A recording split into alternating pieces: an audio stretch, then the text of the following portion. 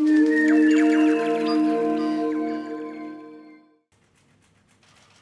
real question you're asking is about, Her Majesty's loyal opposition, Labour. And the question is, do you believe them? Do you believe them that if they were in the same role that we're in government, Andrew Little would say no? Because I don't believe him. And I know that he is not saying what he would actually do, because Labour in government sent 60 engineers. Not a big difference in the number that we've got here. Labour in government sent the SAS in a combat role. Andrew Little has said airstrikes would be okay by him. Andrew Little has said people should go out in provincial reconstruction, building hospitals, schools and roads, in theatre, which would be far more dangerous than the thing that we're talking about here.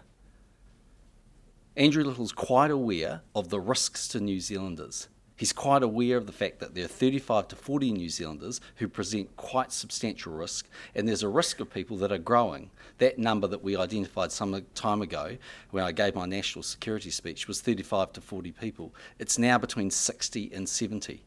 We have a significant number of people who work in the region.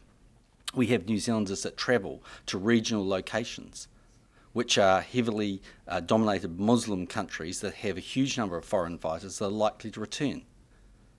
So all of these political leaders, but particularly Andrew Little, says he cares about the people of New Zealand. He knows that the forces are broken and that they need some help, but he says he'd do nothing.